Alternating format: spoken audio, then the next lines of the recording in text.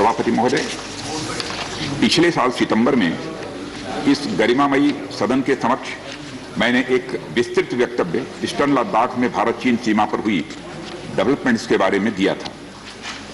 मैंने यह बताया था कि चीन द्वारा पिछले वर्ष अप्रैल मई 2020 के दौरान ईस्टर्न लद्दाख की सीमा के समीप भारी संख्या में शस्त्र बल तथा गोला बारूद आदि इकट्ठा कर लिया गया था।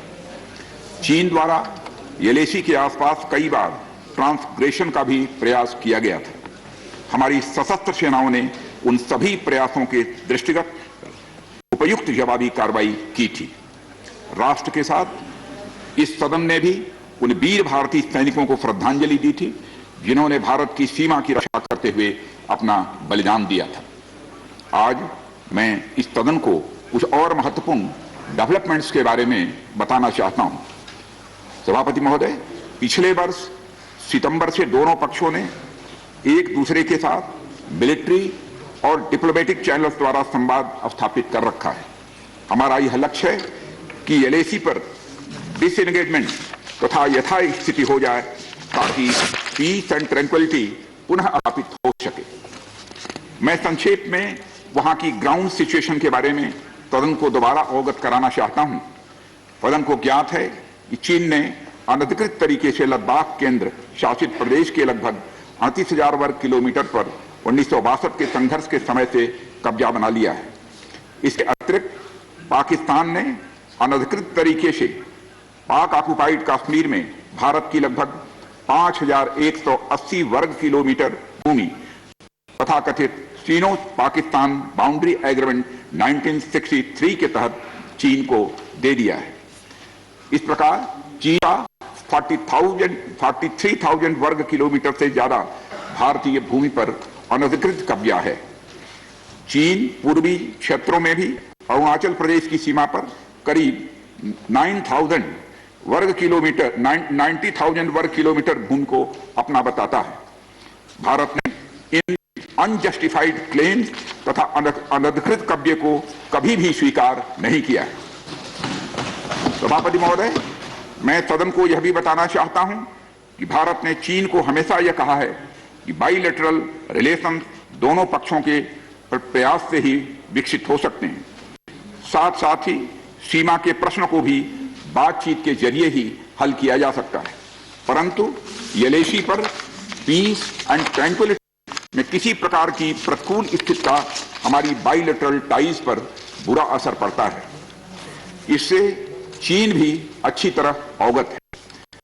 कई हाई लेवल ज्वाइंट स्टेटमेंट में भी यह जिक्र किया गया है कि एलएसी तथा सीमाओं पर पीस एंड ट्रैंक्विलिटी कायम रखना बाइलेटरल रिलेशन के लिए यह अत्यंत आवश्यक है। सभापति महोदय, पिछले वर्ष से चीन के द्वारा उठाए गए कदमों के कारण पीस एंड ट्रैंक्विलिटी पर प्रतिकूल असर पड़ा है। इसके फलस्वरूप चीन और भारत के संबंधों पर भी प्रभाव पड़ा है।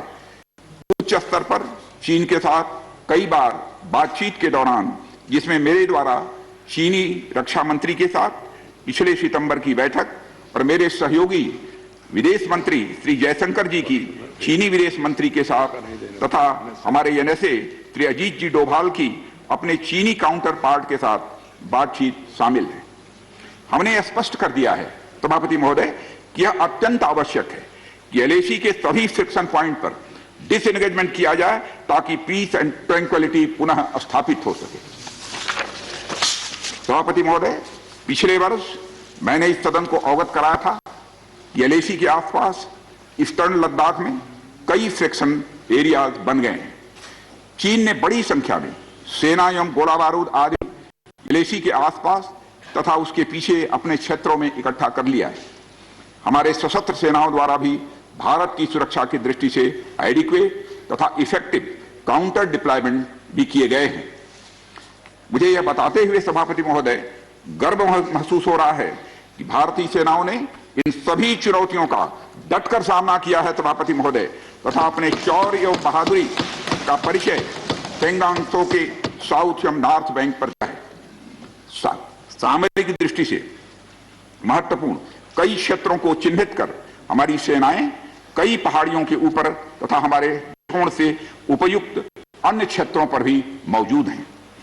भारतीय सेनाएं अत्यंत बहादुरी से लद्दाख की ऊंची दुर्गम पहाड़ियों तथा कई मीटर बर्फ के बीच में भी सीमाओं की रक्षा करते हुए अडिग हैं और इसी कारण हमारा एज बना हुआ है। सभापति महोदय, हमारी सेनाओं ने इस बार भी यह साबित करके दिखाया है कि भारत की संप्रभुता एवं अखंडता की रक्षा करने में वे सदैव हर चुनौती से लड़ने के लिए तत्पर हैं और अनवरत कर रहे हैं।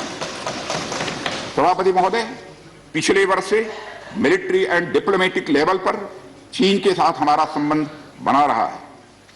इस बातचीत में हमने चीन को यह बताया है कि 3 सिद्धांतों के आधार पर हम इस समस्या का समाधान चाहते हैं। फर्स्ट, दोनों पक्षों द्वारा एलएसी को माना जाए और उसका आदर किया जाए। दूसरा, किसी भी पक्ष द्वारा यूनिलेटरली स्टेटस को बदलने का प्रयास न किया जाए। तीसरा, सभी समझौतों का दोनों पक्षों द्वारा पूर्ण रूप से पालन किया जाए। सभापति महोदय, फ्रिक्शन क्षेत्रों में डिसएंगेजमेंट के लिए भारत का यह मत है कि 2020 की फॉरवर्ड डिप्लॉयमेंट जो एक दूसरे के बहुत नजदीक हैं वे दूर हो जाएं और दोनों सेनाएं वापस अपनी अपनी स्थायी एवं मान्य चौकियों पर वापस लौट जाएं। सभापति महोदय, बातचीत के लिए हमारी स्ट्रेटेजी तथा अप्रोच माननीय प्रधानमंत्री जी के इस दिशा निर्देश पर आधारित है कि हम अपनी 1 इंच जमीन भी किसी और को नहीं लेने देंगे। हमारे दृढ़ संकल्प का ही यह फल है कि हम समझौते की स्थिति पर पहुंच गए हैं। इन दिशा निर्देशों के दृष्टिगत सितंबर 2020 से लगातार मिलिट्री एंड डिप्लोमेटिक लेवल पर दोनों पक्षों में कई बार बातचीत हुई है कि इस डिसएंगेजमेंट का म्यूचुअली एक्सेप्टेबल तरीका निकाला जाए। अभी तक सीनियर कमांडर्स के स्तर पर 9 राउंड्स की बातचीत हो चुकी है। राजनयिक स्तर पर भी WMCC यानी working mechanism for consultation and coordination of India China border affair के तहत भी बैठकें होती रही हैं। सभापति महोदय, मुझे सदन को यह बताते हुए खुशी हो रही है कि हमारे इस अप्रोच तथा सस्टेन्ड टॉक्स के फलस्वरूप चीन के साथ पैंगोंग लेक के नॉर्थ एवं साउथ बैंक पर डिसएंगेजमेंट का समझौता हो गया है और इस बात पर भी सभापति महोदय इस बात पर भी सहमत हो गई है कि पैंगोंग लेक से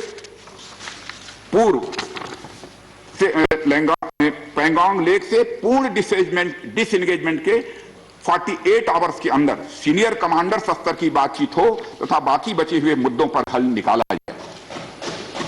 सभापति महोदय, पैंगोंग लेक एरिया में चीन के साथ डिसएंगेजमेंट का जो समझौता हुआ है उसके अनुसार दोनों पक्ष फॉरवर्ड डिप्लॉयमेंट को phased, coordinated and verified manner में हटाएंगे।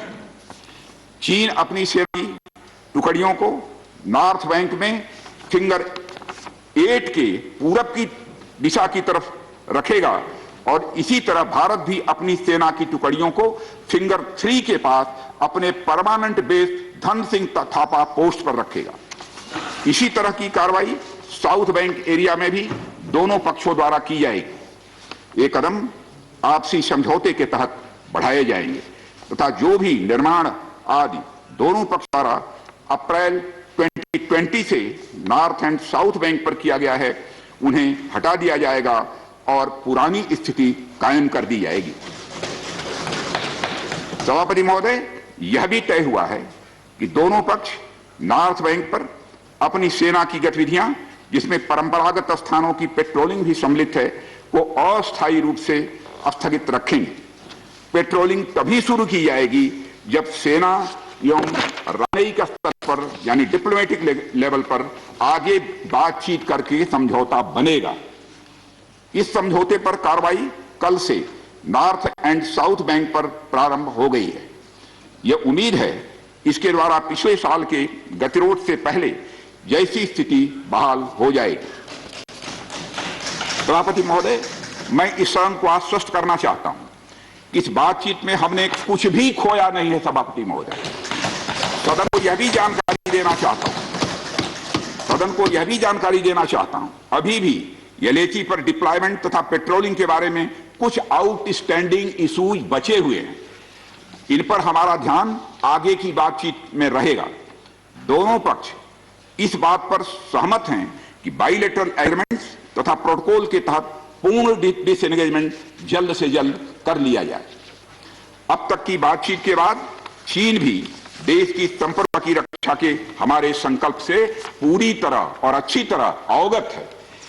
हमारी यह भी अपेक्षा है कि चीन द्वारा हमारे साथ मिलकर बचे हुए मुद्दों को हल करने का पूरी गंभीरता के साथ प्रयास किया जाएगा। सभापति महोदय, मैं इस सदन से आग्रह करना चाहता हूं कि मेरे साथ संपूर्ण सदन हमारी आर्म्ड फोर्सेस की इस विषम एवं भीषण परिस्थिति की भीषण बर्फबारी की परिस्थितियों में भी शौर्य और वीरता के प्रदर्शन की भूरी भूरी प्रशंसा करे। और सभापति महोदय, मैं ये कहना चाहता हूं कि जिन शहीदों के शौर्य और पराक्रम की नींव पर यह डिसएंगेजमेंट आधारित है, उन्हें देश सदैव याद रखेगा। सभापति महोदय, मैं इस बात से भी पूरी तरह से आश्वस्त हूं कि यह पूरा सदन, चाहे कोई किसी भी दल का क्यों न हो, देश की संप्रभुता, एकता, अखंडता और सुरक्षा के प्रश्न पर एक साथ खड़ा है और एक स्वर से समर्थन करता है कि यह संदेश केवल भारत की सीमा तक ही सीमित नहीं रहेगा, बल्कि पूरे विश्व को जाएगा। सभापति महोदय, यह बात मैं विश्वास के साथ कह सकता हूं। धन्यवाद सभापति महोदय। नमस्कार, मैं हूं मानक गुप्ता। अगर आपको हमारा ये वीडियो पसंद आया हो तो इसे लाइक और शेयर जरूर करें, और हां, हमें सब्सक्राइब और फॉलो करना ना भूलें ताकि आप देश और दुनिया की कोई खबर मिस ना करें। तो जुड़े रहिए हमारे साथ और देखते रहिए News 24।